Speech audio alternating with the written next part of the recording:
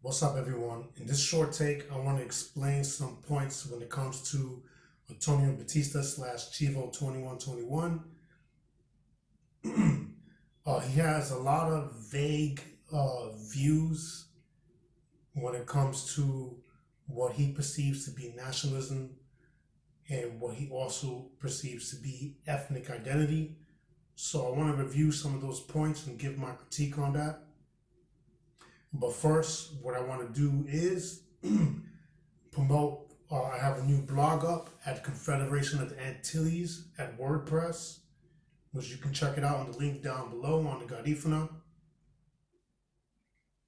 One of the headlines that I have on my blog is to explore the pages of our diverse history. And this reflects why I created the two versions of the Antillean Confederation banner, the male version and the female version, so that way we can celebrate all that reflects our evolution in the Caribbean. And also to ground our ethnic identity, to acknowledge the good, the bad, the ugly, and the sad. All of that is who we are today. So I'm going to go through some points and give my opinion on it. Okay, the first thing, Antonio Batista had the debate with OG de Rancho. Okay, he says the media portrays Dominicans as black. Okay, this goes back on the last segment that I said in regards to people in the African American community. I said that not all African Americans hold the same view. And some of them don't follow some of those views, or they critique, outdated views when it comes to Afrocentrism. Okay, so this is why that I suggested that we can't lump them all together, okay, because they all don't follow the same mode of thinking. So when it comes to somebody like Antonio, he doesn't really explain anything, okay, when it comes to the social and economic problem that's in the island, okay. Most of his points has to do with racialized politics, okay, which is very polarized, okay. Like, for example, in a lot of the academic books when it comes to the history of the Dominican Republic, they promote us as being a mulatto ethnic group, meaning of mixed European and African ancestry. In the present, when it comes to the most recent genealogical studies on the Dominican Republic, we know for a fact today that we are a multi-racial ethnic group. Look beyond the percentages, look beyond the phenotypes, because the Dominican people reflect all shades of color. For example, Antonio and myself, okay, we are part of the same multiracial ethnic group, okay?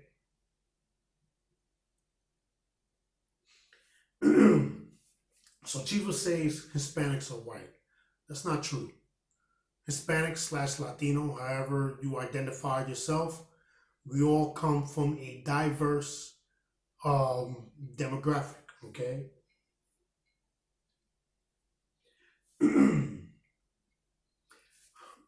Antonio, like some in the Taino community, on one side, overextend their Taino-ness, and on the other side, we have people that overextend their Spanish ancestry. We have to learn to look at things in the middle, okay? Because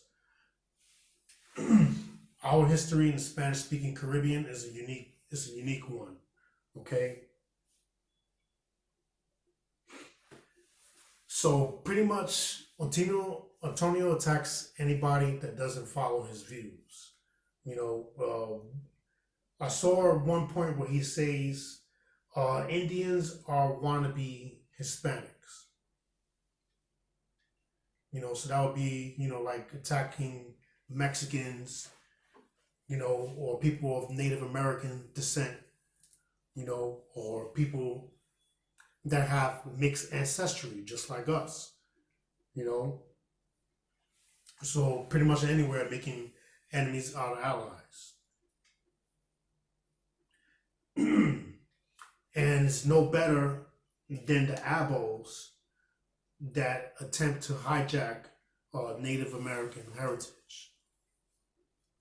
Okay, so what needs to be understood is Antonio is mixed race like the rest of us Dominicans.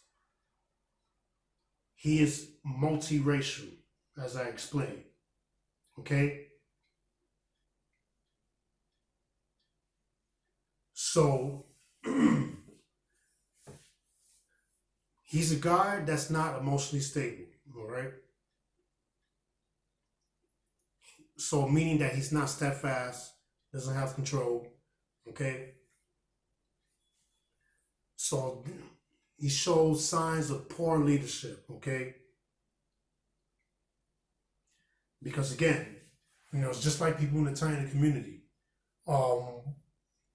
When you have a view that they don't agree with or that threatens how they see things, they look at you as the enemy, okay? And that causes a lot of problems. So like a lot of the views that he claims is nationalist, okay, it contradicts a lot of the views that our heroes have, okay? Some of those views, you know, I briefly talked about.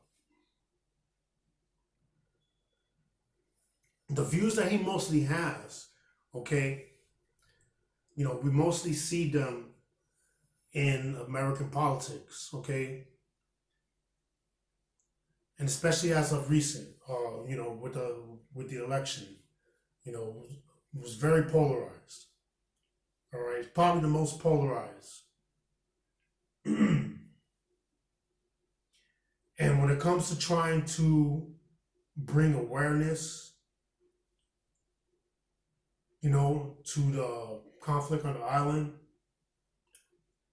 people outside of the DR, as I've been trying to explain, is going to look at it in terms of black and white, okay?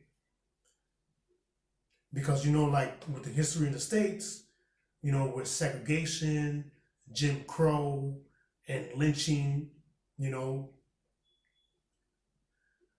in the States not being privy to the history of Hispaniola, okay, and not understanding the unique evolution that both sides has had as being one as a former French colony and the other as a former Spanish colony.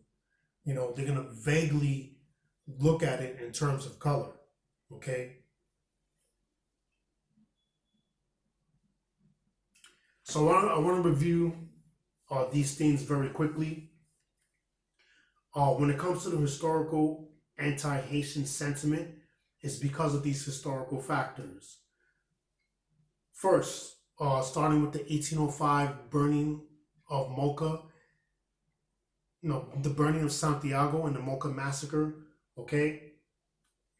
And these points right here, credit to Haitian nationalists from a comment that he made in a previous video that I did.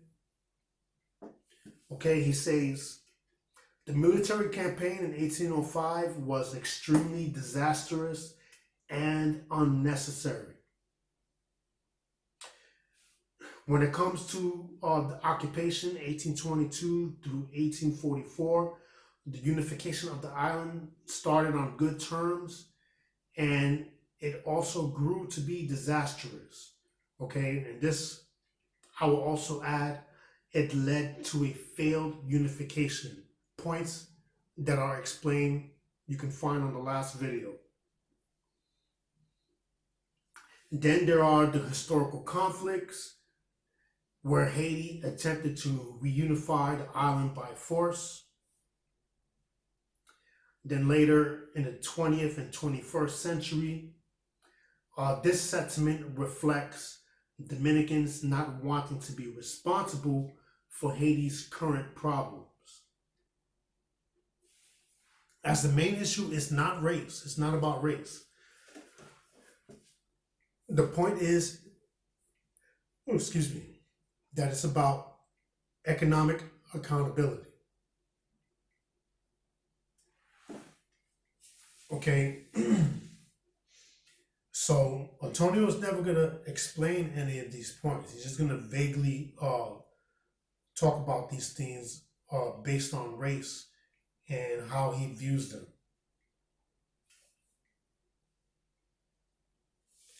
So when it comes to our Spanish culture, okay, this is the other point that I want to make. Our Spanish culture is a product of evolving on the Antilles.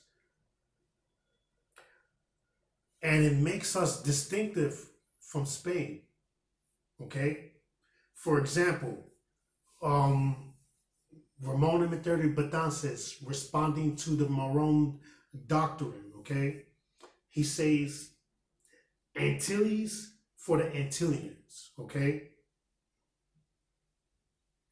So that's what makes us unique. So closing out, I want to read this quote from Betances. Love for the country is nourished by respect for what is ours. And in reading that, nothing else needs to be said. So that's all for this take. I have some blogs that you can read. If you check out my blog, Confederation of the Antilles at WordPress. Being on the lookout for stuff that I'm going to do in the future. It's important. Look at things with an open mind. Unbiasedly, like, comment, share. Leave your thoughts, leave your opinions. And until the next build.